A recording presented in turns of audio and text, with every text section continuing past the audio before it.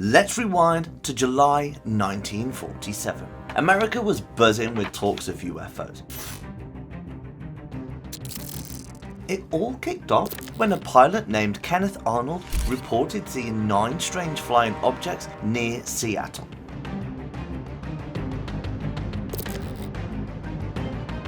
He said they moved fast, really fast, and described them as skipping like saucers on water. That's where the term flying saucer comes from.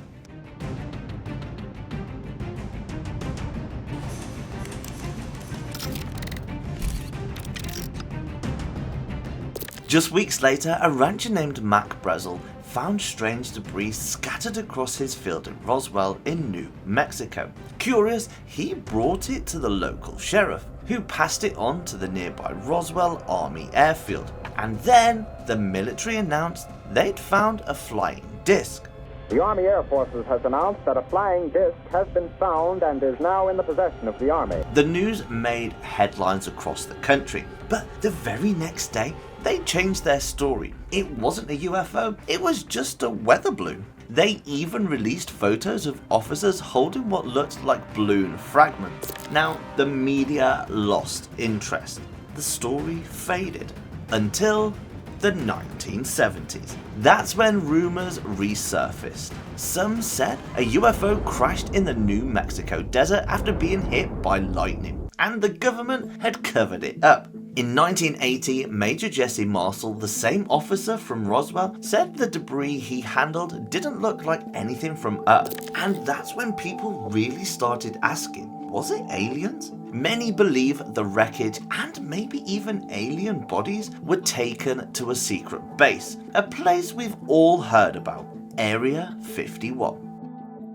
So, what exactly is Area 51? Well, Area 51 is a top secret US military base tucked away in the Nevada desert. You can't visit it, you can't fly over it, you can't even take pictures near it without risking arrest. The signs are crystal clear. Stay away.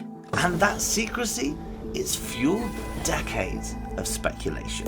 In 2019, things got even stranger. Joe Rogan interviewed a man called Bob Laser, who claimed he worked at Area 51 in the 1980s. According to him, he wasn't just testing aircraft, he was reverse engineering alien spacecraft. He even described walking into a hangar and seeing an actual flying saucer. His story blew up. One college student, Matty Roberts, saw the interview and had an idea.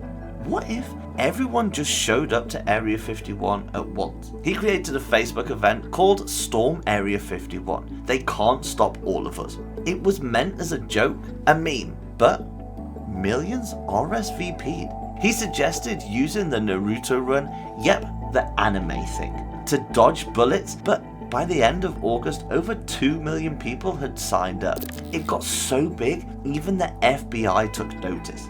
Eventually, the event turned into a music festival called Alien Stock. Now, around 6,000 people showed up in the tiny town of Rachel, Nevada. No one actually stormed the base, but police were on high alert just in case. It cost over $300,000 in emergency services. So, what's actually going on at Area 51? To understand, we need to go back to the Cold War. In 1954, President Eisenhower approved a secret CIA program to develop high-altitude spy planes that could keep an eye on the Soviet Union. The perfect place for testing, Groom Lake, what would become Area 51. They built and tested the U-2 spy plane there. Later, it became home to the SR-71 Blackbird, one of the fastest planes ever made. These top secret jets flew so high and so fast, people thought they were UFOs. The government didn't correct them. In fact, the CIA encouraged the rumors to keep the real technology hidden. And then there's the Roswell connection. In 1994, the US Air Force finally admitted what really happened back in '47. The debris found on that ranch, it wasn't a UFO or a weather balloon. It was part of Project Mogul, a classified operation using high-altitude balloons to detect Soviet nuclear tests. But by the end, trust in the government was already shaky. People just didn't buy it. And Bob Lazar, well, let's just say his story doesn't hold up to much scrutiny. He claimed to work at a facility near Area 51 called S4, helping study an alien spacecraft powered by a mystery element. Element 115. But no school records, no job history, nothing backs up his claims. And the real element 115, it exists, but it's unstable and doesn't do anything like what Lazar described. Still, the mystery lives on. In 2013, the CIA officially acknowledged the existence of Area 51. More documents have been released since, including thousands related to UFO sightings, now called UAPs, or unidentified aerial phenomena. In fact, in 2020, the Pentagon even confirmed 3 leaked Navy videos showing unidentified objects. They formed a UAP task force just to investigate.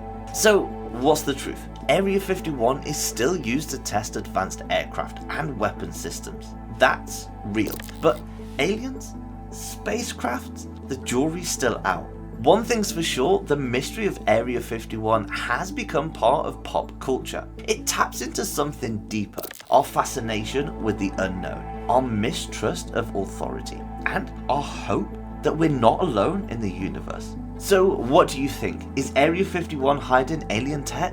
Or is it just a high security test site for military secrets? Drop your thoughts in the comments. We want to hear your theories, your questions, your best alien impressions. Do you know what? Just go wild. And hey, if you're into mysteries like this one, don't forget to hit that subscribe button. We're always digging into weird, the unexplained, and the just plain white fascinating. Thanks for watching. Until next time, stay curious.